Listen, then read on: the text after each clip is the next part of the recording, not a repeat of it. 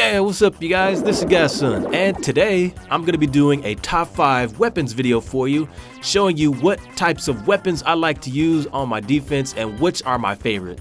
So you guys, there are about 7 defensive weapons, 8 I believe if you're including the Tesla, and so we're going to just go down the list and pick what are the top 5. So you guys sit back, relax, let me show you what I got.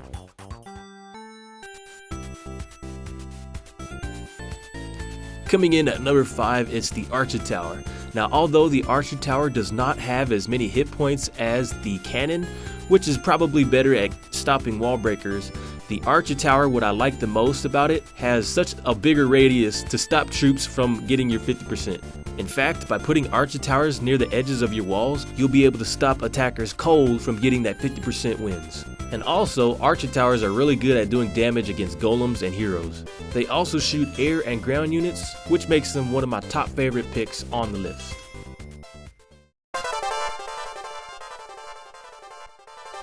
Coming in at number 4, it's the Mortar. The Mortar has a damage per second of 13 and the hit points are 670. It does splash damage and has a range of 11 tiles, stopping those wizards and archers cold. Now you may not remember this, but mortars were a really big part for players in the higher cup range at stopping attackers from luring out their clan castle and heroes. Although it wasn't the strongest weapon, it was really good at foiling some of the attacks when used to put them near the edges of your base. Although now you can't lure out heroes, they are still a really strong weapon if you're at Town Hall 8 and lower, and is the only weapon I can see that has such a shiny look to it.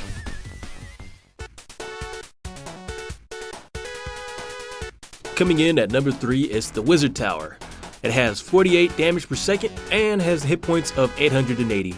Now I must say the Wizard Tower by far is my favorite weapon.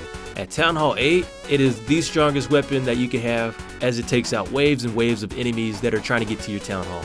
Upgrading it to as high as level 7 can even start one-shotting some of the enemies, and are really good against troops that flood your base like witches. There isn't really a right or wrong place to put your Wizard Towers.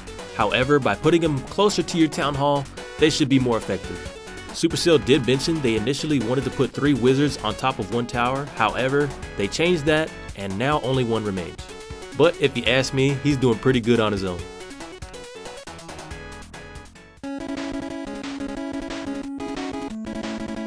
Coming in at number 2, it's the X-Bow. The X-Bow is unlocked at Town Hall 9, and as a max level, it costs 80,000 elixir to fill it up. It does 80 damage per second and has 2,800 hit points, making it the hardest weapon to take down on defense. Now the X-Bow is by far one of the most unique weapons and acts something like a turret. In fact, it's so cool, the Archer Queen decided to carry one as well. Although it is weak against troops like golems and dragons, it's pretty good at taking out troops like barbs and archers. It also has a secondary feature so that you can aim it up so it can take out air troops such as minions and balloons. So if you ever decide to push, make sure you have some of these to help you out.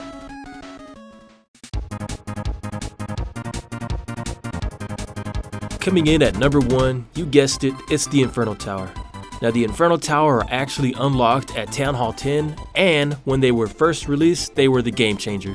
Before we had Inferno Towers, we had golems and heroes that were just too strong for our bases. So Supercell decided to release these Inferno Towers to help us out on defense. Now when they were first released, their range was a lot wider than they are now. However, because of balancing, they have been adjusted so that the range is a little smaller, but they have multi-targets on them. They do a damage per second of 42, they can target 5 enemies, and it takes 700 dark elixir to fill them up. And they have pretty good hit points at level 3 for 2200. With the Inferno Towers coming in as the number 1 weapon, make sure you put them closer to your Town Hall so that they're harder to get to. Because of the balance changes, most players are setting them to multi, however I like to choose both, having 1 single and 1 multi. With the amount of resources it takes to power up this thing, you can be sure it'll defend your base really well. So you guys, this is my top 5 weapons list. Let me know what you think. Make sure you comment down there what your top 5 are, and I will see you next time. Godson out.